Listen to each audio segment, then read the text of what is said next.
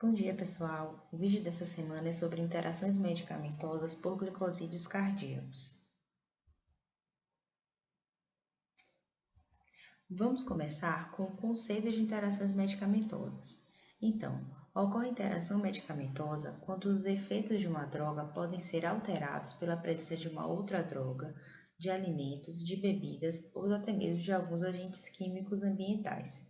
As interações elas podem ser úteis ou prejudiciais. Uma interação é considerada prejudicial quando ela provoca um aumento da toxicidade da droga afetada, como que ocorre em pacientes em uso de varfarina, que podem ter hemorragias se usarem fenilbutazona. Um outro exemplo de interação prejudicial seria os pacientes em uso de antidepressivos inibidores da MAO, que podem desenvolver uma crise hipertensiva grave se consumirem alimentos ricos em tiramina, queijo e alguns tipos de vinho. Uma interação considerada útil quando ela é capaz de fornecer um efeito terapêutico aos pacientes.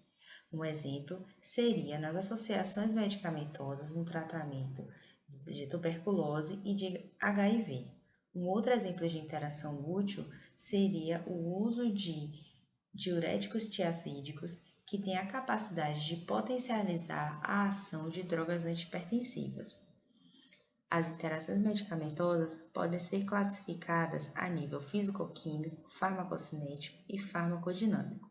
Um exemplo de interação físico-química seria a inativação do nitroprusiato pela luminosidade e a adsorção da insulina pelo vidro. A nível farmacocinético, uma interação ocorre quando uma droga é capaz de interferir na absorção, distribuição, metabolismo e excreção de uma outra droga. Um exemplo disso é o uso simultâneo de neomicina e digoxina por via oral. A neomicina, por ser um antimicrobiano, altera a flora bacteriana e diminui a absorção da digoxina. A nível farmacodinâmico, a ativação de um receptor de uma droga pode aumentar ou diminuir a resposta do receptor a uma segunda droga. Como exemplos desse tipo de interação, podemos citar os efeitos anticolinérgicos, dos antihistamínicos, dos antidepressivos tricíclicos e da quinidina. Os glicosídeos, classe terapêutica central desse vídeo, apresentam basicamente duas aplicações terapêuticas. Uma é na fibrilação atrial, uma vez que eles reduzem a condutividade no nó atrioventricular, e a segunda aplicação terapêutica seria na insuficiência cardíaca, em decorrência do seu efeito inotrópico positivo. Um outro ponto a se chamar a atenção é que as concentrações séricas terapêuticas e tóxicas dos glicosídeos são muito próximas. Essa estreita janela terapêutica chama a atenção para o risco de toxicidade, que, quando presente, apresenta-se a partir de distúrbios visuais, dor de cabeça, sonolência e ocasionalmente diarreia, arritmias e até mesmo a morte. Então, uma das aplicações terapêuticas dos glicosídeos é na insuficiência cardíaca, que trata-se de uma síndrome clínica bastante complexa, na qual o coração é incapaz de atender às demandas metabólicas do organismo, ou o faz apenas sob pressões de enchimento elevadas. Essa deficiência no desempenho do miocárdio leva à ativação progressiva do sistema neuroendócrino, que acarreta insuficiência circulatória e congestão. Agora a gente vai falar um pouco sobre a farmacocinética dos digitálicos, certo? A gente vai dar um enfoque maior para a farmacocinética e farmacodinâmica da digoxina pela importância desse fármaco para o grupo dos digitálicos, certo? Então, em relação às vias de administração, a gente vai ter três: a oral, a intravenosa e a intramuscular. A digoxina, em relação à administração oral, ela vai ter duas apresentações: o comprimido e a cápsula cheia de líquido, também que é chamada de elixir, certo? Essas duas apresentações, elas vão ter uma diferença em relação à biodisponibilidade. Então, no caso da cápsula, ela vai ter uma biodisponibilidade maior. Então, se o nosso paciente vai fazer a troca em relação a essas apresentações, a gente vai ter que, consequentemente, ajustar a dose da digoxina, certo? Em relação à administração intravenosa, ela vai ser utilizada quando o paciente ele é incapaz de fazer o uso da digoxina oral. Então, por exemplo, devido a alguma patologia ou devido ao ambiente hospitalar na qual ele se encontra, por exemplo, na unidade de terapia intensiva, que vai ser o mais comum os pacientes usarem as drogas em via intravenosa. E também a gente vai ter a intramuscular. Essa intramuscular, ela pode ter uma absorção errática e também causar um desconforto local. Então, normalmente, ela não é tão indicada, em geral, para os pacientes, certo? Em relação à absorção da digoxina, métodos radioisótopos já observaram que em relação à digoxina na apresentação oral, a gente vai ter uma absorção de 75% a 80%. Sendo que alguns fatores podem modificar essa absorção, como, por exemplo, a presença de bactérias gastrointestinais, que podem inativar essa digoxina e alterar a sua ação, né? Algumas patologias, como a síndrome da má absorção, que vai interferir na absorção da droga, e outras drogas, como caolina, a homicina, que também vão interferir na absorção da digoxina, certo? Em relação à distribuição, a gente vai ter 20% dessa digoxina ligada a proteínas plasmáticas. Aqui ela tem uma grande diferença em relação à digitoxina, que é outra droga também dessa classe de digitálicos, que vai ter uma ligação a proteínas plasmáticas de mais ou menos 80%. Então, elas são bem diferentes nesse sentido. Em relação à distribuição, a gente vai ter dois fatores importantes, o volume de distribuição e a taxa de depuração.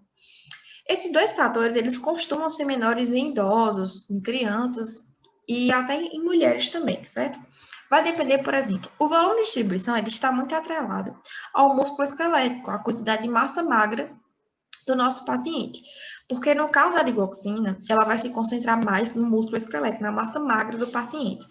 Então, por exemplo, pessoas obesas, eles vão ter uma dificuldade nesse sentido do volume de distribuição, certo? E essa taxa de depuração, ela está atrelada à função renal do paciente. Então, quando a gente tem um paciente, por exemplo, um idoso que tem envergadura menor, tem menos músculo, e se ele tiver insuficiência renal também, se ele tiver esses dois fatores, a gente vai ter que contabilizar muito isso na hora da gente passar a medicação, certo? Em relação à biotransformação, normalmente a digoxina, ela é excretada sem nenhuma alteração. Mas, em alguns casos, como por exemplo, quando a gente tem essas bactérias gastrointestinais que não estão sendo tratadas com antibiótico-terapia, elas podem inativar essa droga e formar seu metabólito inativo, que é a dihidrodigoxina. Mas isso não é o comum, certo?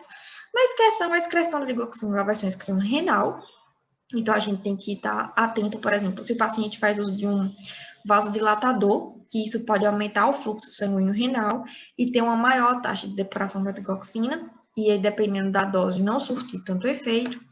Ou também essa droga não pode ser administrada em pacientes que têm insuficiência renal, né? Até porque ele vai ter dificuldade nessa excreção. E a meia-vida dessa digoxina vai ser de 36 a 48 horas. Aqui, esse slide é mais para demonstrar que eu falei muito da digoxina, mas a gente também vai ter outros representantes. Porém, ela é a mais importante, é a que a gente vai ver em maior quantidade na nossa prática clínica, devido à sua importância para a insuficiência cardíaca congestiva, por exemplo, certo? A gente também vai ter a digitoxina, mas com o passar das décadas ela foi caindo mais em desuso. E a gente vai ter outros derivados digitálicos, porém que não são usados em prática clínica, certo? Em relação à farmacodinâmica, a gente tem que saber algumas coisas principais, como, por exemplo, qual é o mecanismo de ação da digoxina, que vai ser justamente inibir a bomba de sódio e potássio ATPase. E aí, o local de ação vai ser justamente nessa bomba, certo? E ela vai ter alguns efeitos que podem nos trazer. Mas o principal e o mais valorizado em relação ao tratamento da insuficiência cardíaca congestiva, onde a digoxina ela é muito usada, vai ser justamente o efeito ionotrópico positivo. E nessa imagem aqui, a gente vai entender melhor como é que ela funciona, certo? Então, durante a despolização do miócito cardíaco, a gente vai ter o cálcio, né, entrando pelo canal tipo L, e o sódio aqui entrando também para o espaço intracelular.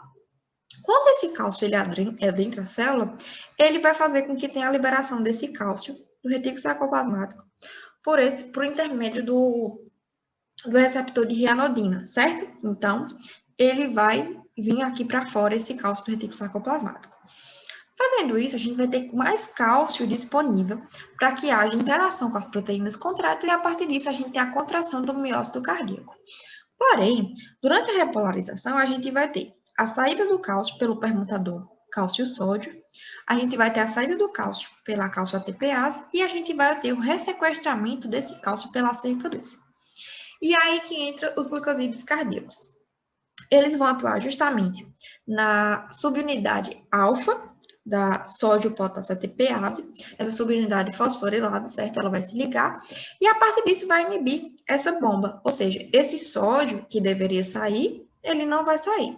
Então, a gente vai ter mais sódio aqui dentro da célula e vai criar um gradiente transmembrana, certo? Fazendo com que esse sódio não precise entrar e esse aqui não precise sair. Ou seja, o permutador sódio-cálcio, ele vai ser alterado.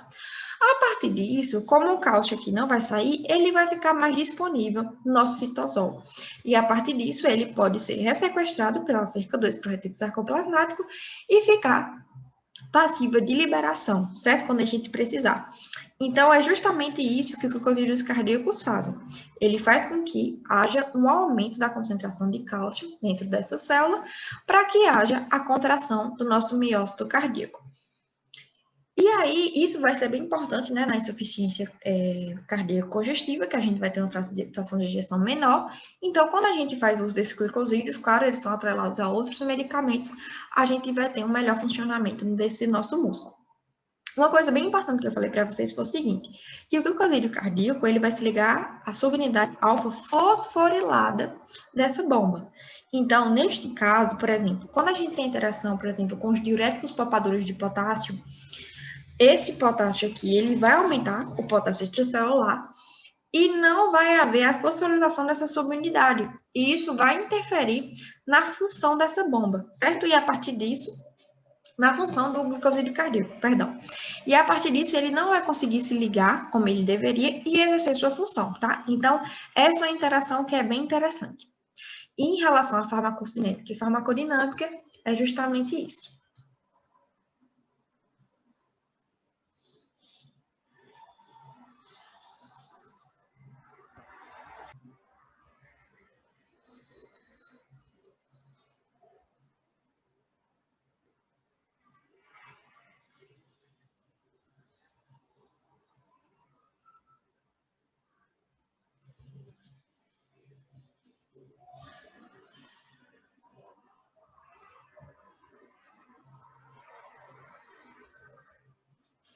Pois bem, vamos falar agora sobre as interações medicamentosas com os glicosídeos. Temos aqui 16 substâncias. A lista não para por aí, é um pouco maior. No entanto, vamos fazer uma abordagem um pouco mais geral para que você esteja atento. No entanto, sempre que um paciente cursar com insuficiência cardíaca e fizer uso de digitálico, esteja atento aos medicamentos que ele já utiliza, os medicamentos que você vai prescrever, para que você tenha uma eficácia terapêutica melhor. Temos aqui os broncodilatadores, beta-agonistas e os glicosídeos, utilizados na asma, né? Os beta-agonistas, eles podem causar hipocalemia. Nesse sentido, rebaixando o nível de potássio sérico, você pode pode ter uma toxicidade digitálica.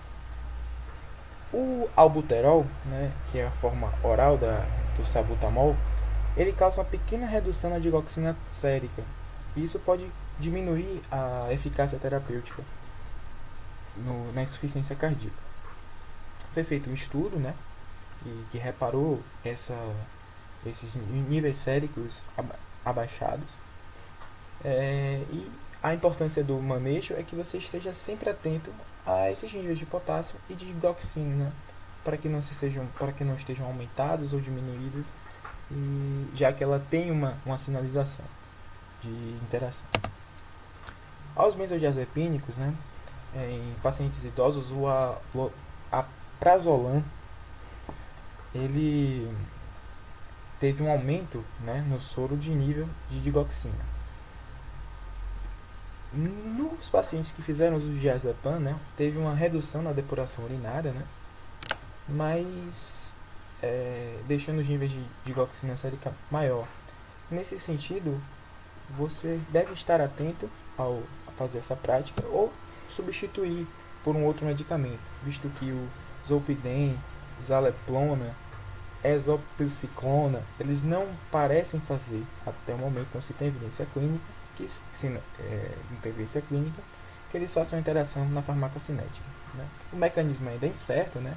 Está muita ligação de proteínas no plasma e na excreção tubular, e a razão ainda da digoxina e o prazolam não é conhecida, né?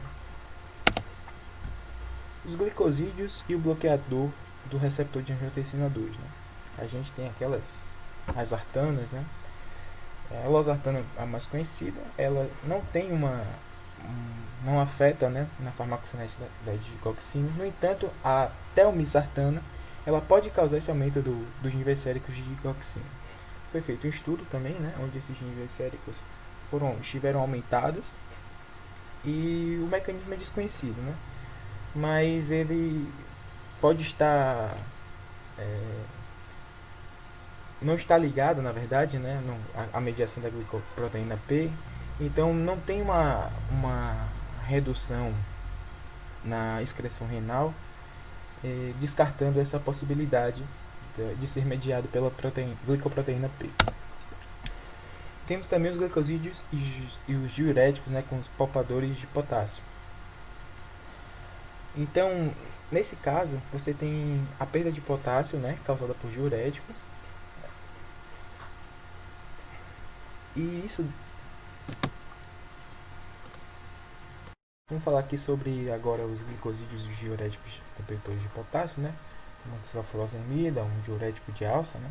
E essa perda de potássio, ela pode aumentar a toxicidade dos glicosídeos digitais, né? Aumentando os níveis de reações tóxicas desse paciente. Tem um estudo, né, de 64 a 66 que a incidência de toxicidade digitálica tinha dobrado. E um outro estudo posterior viu que a cada 5 pacientes, um apresentava reações tóxicas atribuídas ao glicosídeo. Portanto, é uma interação que devemos ficar muito atentos, né? Seu mecanismo ainda não é muito bem descrito, mas tem relação com o desbalanço iônico no organismo para causar essa toxicidade do glicosídeo digital. Com o uso do barbitúrico, né, a digitoxina, ela pode ter seu efeito reduzido, né, pela metade com a associação de fenobarbital. Em um estudo, foi em 3 dias, né, durante 2 semanas, o feno 3 vezes ao dia, né, durante 2 semanas, o fenobarbital reduziu pela metade os níveis plasmáticos de digitoxina. Ou seja, você tem outro estudo também associado que é uma meia-vida menor dessa digitoxina durante o tratamento com fenobarbital. O mecanismo, né, que os fenobarbitais e outros barbitúricos são indutores potentes, né, de enzimas hepáticas.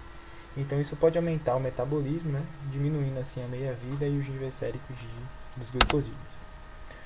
Com os antineoplásicos, né, é muito importante para pacientes da oncologia, você pode danificar, né, o revestimento do intestino, né, e dessa forma a digoxina em comprimido ela é muito menos absorvida. O que você pode fazer é utilizar uma outra forma de via de administração para que você tenha uma eficácia dessa terapêutica adequada.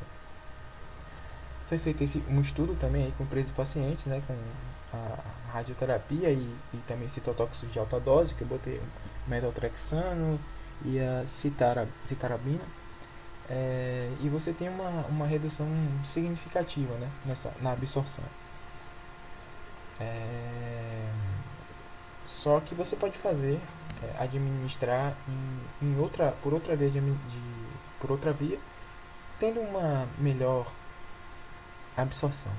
Mas acredita-se que essa absorção é reduzida, né, resultante aos danos do epitélio do intestino e causados pelos citotóxicos antineoplásicos.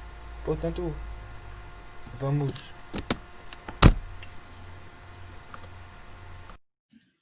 O uso simultâneo de glicosídeos e a maioria dos inibidores da ECA não mostrou interação medicamentosa clinicamente relevante. No entanto, alguns estudos mostraram que o captopril aumenta os níveis séricos de digoxina em pacientes com função renal prejudicada. Isso ocorre porque a inibição da ECA prejudica a ação vasoconstrictora da angiotensina 2 nos vasos pós-glomerulares, diminuindo assim a taxa de filtração glomerular. Como resultado, perde-se menos digoxina e sua concentração sérica aumenta. Já na interação medicamentosa entre glicosídeos e aminoglicosídeos, observou-se que a neomicina oral reduz os níveis séricos de digoxina, enquanto que a gentamicina intramuscular aumenta os níveis séricos de digoxina.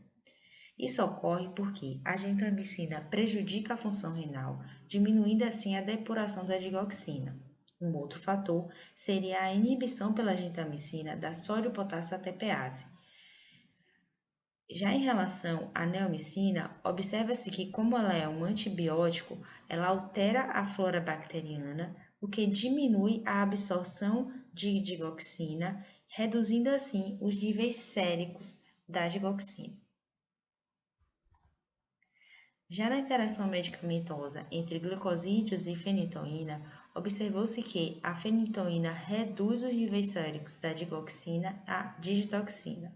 Isso é explicado porque a fenitoína aumenta o metabolismo da digitoxina pelo fígado, diminuindo assim os níveis séricos da digitoxina. Além disso, casos de bradicardia foram observados em pacientes digitalizados que receberam fenitoína. Dessa forma, a fenitoína intravenosa ela não deve ser utilizada em pacientes com alto grau de bloqueio cardíaco ou bradicardia acentuada, devido ao grande risco de parada cardíaca. Já em relação aos beta-bloqueadores, observou-se que o talinolol e carvedilol aumentam a biodisponibilidade da digoxina, chamando atenção para o risco de toxicidade. Um estudo in vitro descobriu que o carvedilol inibe o transporte celular de digoxina mediado pela glicoproteína P, resultando numa inibição da secreção tubular renal. A inibição da glicoproteína P pelo carvedilol aumenta a absorção intestinal de digoxina e também diminui a sua excreção renal.